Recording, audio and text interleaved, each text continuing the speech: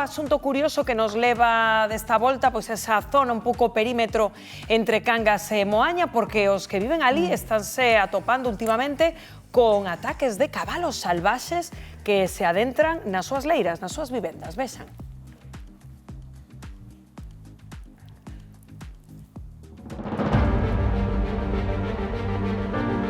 As nosas bestas están nerviosas. Os cabalos salvaxes que viven nos montes cada vez baixan máis as poboacións e as estradas da súa contorna.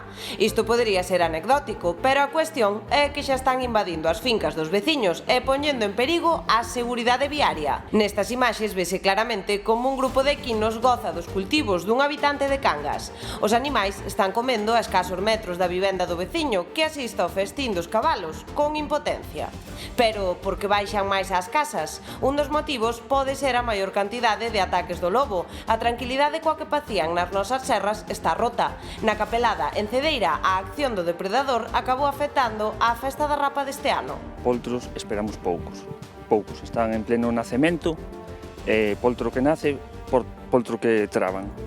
De feito, a xente que está xuntando nas bestas, nos cabalos, atopan cadáveres dos poltros.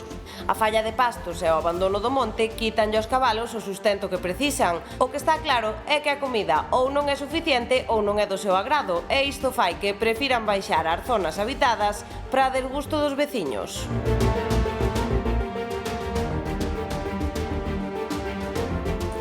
Claro, 12 en punto do mediodía, estamos ali, Óscar. Eles como se explican a presenza crecente destes animais?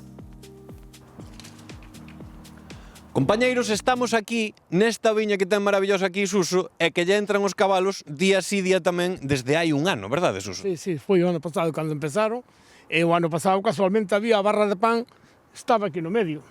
Tiñes unha barra de pan, pero eso da barra de pan, amigos, como é? Eu non sei como é, nin que na meteu, nin que na puso aí, nin nada. Eu o que miro é que aí había, o ano pasado había, este ano non mirei, pero o ano pasado había unha barra de pan, non sei se era para acostumbrar os que viñeran para aquí ou algo. De momento que temos, amigos, é un misterio increíble, porque sí que é certo que os cabalos veñen, baixan e estráganche todo isto que temos por aquí, amigos. Isto era un muriño que ao final Suso, o pobre, pois tivo que poñer aquí pois este cable, non? Que puxeches. Tome que meter este cable de aquí, e entonces ao meter o cable este, o que fixaron, como ya ia achicáballe máis, dáballe na frente, o que veu foi por riba do muro, por a esquina do muro, e botaron o muro abaixo. E deixarono todo estragado, amigos, pero nós que somos vos detectives tamén vimos que por aquí temos a proba do delito. Aí están, pois toda a caca de cabalo, non? Claro.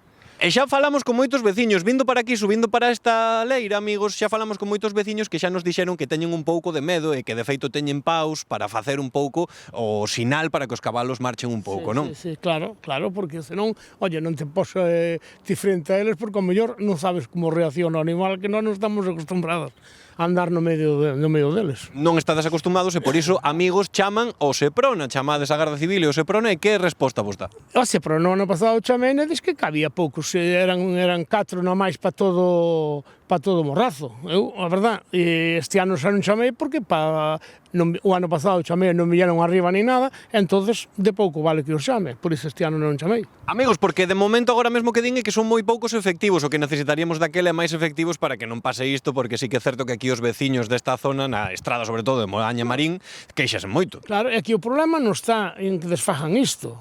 O problema está en que atravesan a carretera, ven un coche e mátase. E se hai que esperar unha morte, joder, para que pensemos a funcionar, pois debíase de poñer un pouquiño antes de remedio, non? De cabeza, desde logo que sí, amigos, porque non sabemos por que baixan, sí que é certo que pode ser porque busquen algo de comer, pero é certo tamén que aquí Suso atopou unha barra de pan, polo tanto pode ser que alguén estea tirando para indicarlles por onde baixar. O que sabemos seguro, amigos, é que os cabalos baixan xusto por aí por onde vos está ensinando agora o compañeiro Lino, e veñen ata aquí, derribaronlle o muro, comenlle a viña, e non só a Suso, a moitos dos veciños da zona, amigos. Seguiremos por aquí investigando Detective Bigoti, amigos. Aí, Óscar, investigando 2 minutos do mediodía, claro, é humano, non? Que a primeira sensación que les tiveron ali, Patricia, será o xabaril, claro, como non é o que adoita facer estes ataques. Sorpréndevos esta nova, Patricia? Non soían baixar os cabalos. O que din os expertos é que se dou como unha tormenta perfecta para que eles pois baixen coa xente porque adoitaban estar no monte. Que pasa? Ademais da falta de comida e dos ataques dos lobos, deronse condicións climáticas moito calor que din os expertos que os fixeron baixar tamén en busca de máis sombra, en busca de agua, de froita, que lle entraron a moita xente a comer a froita. Que pasa? Que isto estás a converter nun perigo de seguridade, porque viron incluso mandas de 20 cabalos, imaginemos o que son 20 cabalos destas dimensións, cruzando por vías con moi mala visibilidade, en curvas pechadas, que moitos veciños se encontraron, que o denunciaron, pero crucemos os dedos porque non pase nada. Estos cabalos, houbera polémica, perdón, fai uns anos, porque lles poñían estos cepos, non sei se recordades, que están prohibidos. Terrible, non? Sí, eran unhas imaxes, ademais, xerabanlle feridas graves, e iso prohibeuse, dou lugar a moita polémica, pero claro, agora estamos... Pero eu neste caso que me pregunto é porque o que están apuntando aí, Pepo, é que creen que se trata de 2 cabalos dunha parella e o que lle din ao Seprona é, pois, identifiquen o dono, non? Porque estes animais salvajes teñen un dono.